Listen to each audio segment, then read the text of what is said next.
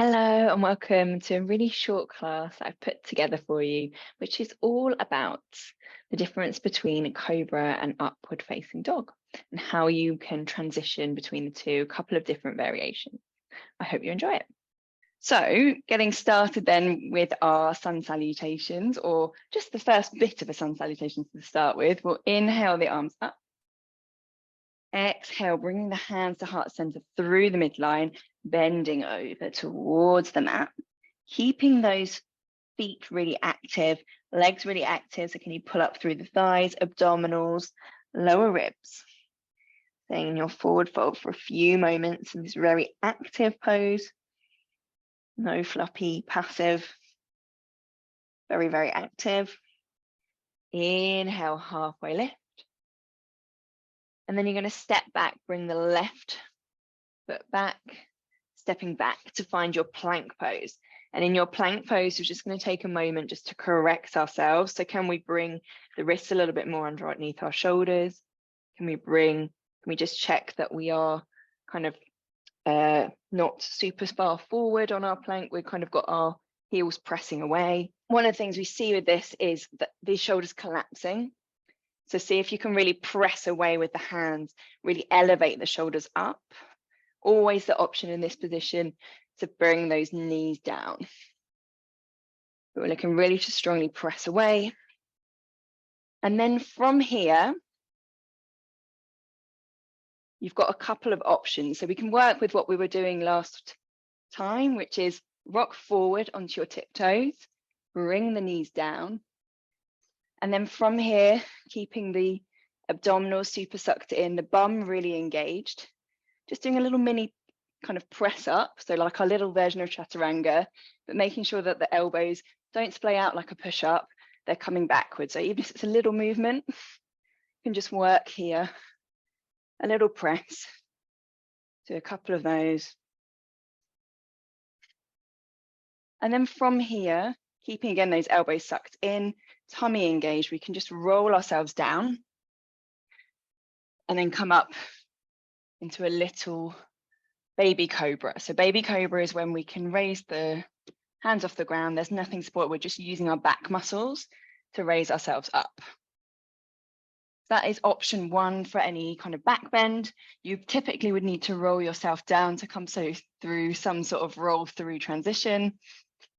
But it's definitely a good version. And also when we're warming up our back, it's a good, nice kind of warm up pose for a lot of us. If you want to turn it into a cobra, so another back bend, by the way, you are pressing through the tops of your feet to keep the legs really active in this pose. Then to come up to the full version of cobra pose, then you're simply rolling up and you're coming up keeping the elbows sucked in, but pressing through the hands and keeping the hip bone on the ground. That's the key bit. So that is our cobra pose. Just rolling down for a second. That's taking a moment just to rock through the hips. So they're typically baby cobra and cobra pose are lovely back bends, kind of heart opening poses, really good for engaging the muscles in our back. And they are, a good workout in themselves. There is another option, which is our upward facing dog, but that does require what I would say for most of us, we want to transition from a full chaturanga. So I will show you it just so you can see the difference. But one of the big differences is kind of what's going on with those hip bones. And typically you tend to, what we see quite often in class as yoga teachers is people throwing themselves around with these poses and sort of doing a bit of everything. So just to kind of break it down, and for this class, which is hopefully going to be recorded for people to refer back to, I think it's important just to break down what the different what these different poses are and when you might use them. So coming through our upward facing dog is different. So we've talked about rolling all the way down and rolling up to our cobra. In this position, so we're going to go through chaturanga. So again, just watch me for the moment. I'm going to roll forward, keeping everything super engaged, and then lowering down into the push up. And then I tuck so I roll the toes can either roll or I just turn them over.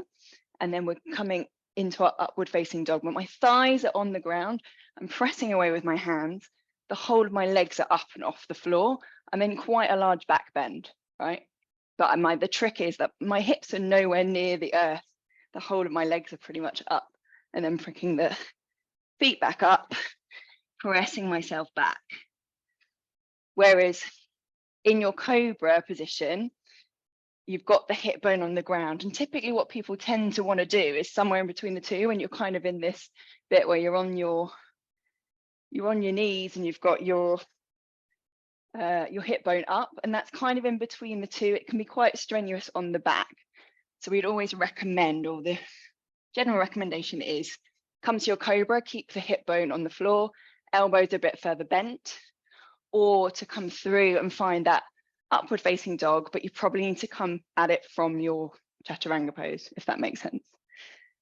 So hopefully that made sense, and a kind of bit of clarification on like which is what and how you might get between the two of them.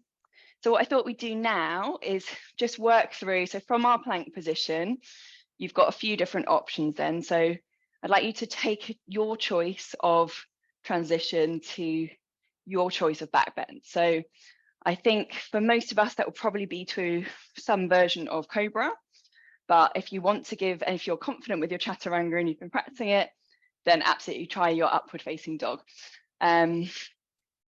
So we'll all start in our plank position, getting ourselves here, really pressing away, elevating those shoulders, sucking in the tummy, engaging the bum muscles. So get ourselves really nicely set up. I'm going to demonstrate coming through to a Cobra from the knee version of chaturanga rather than the full upward facing dog. So coming onto your toes, if you want to work with me, then lowering the knees down, keeping the bum engaged, the stomach engaged. You can roll down to your Cobra. So you're rolling down until the hip bone basically comes to the ground, and then bringing your chest up effectively. The different way in. And then you can press yourself up and back, finding your child's pose. Just taking your time.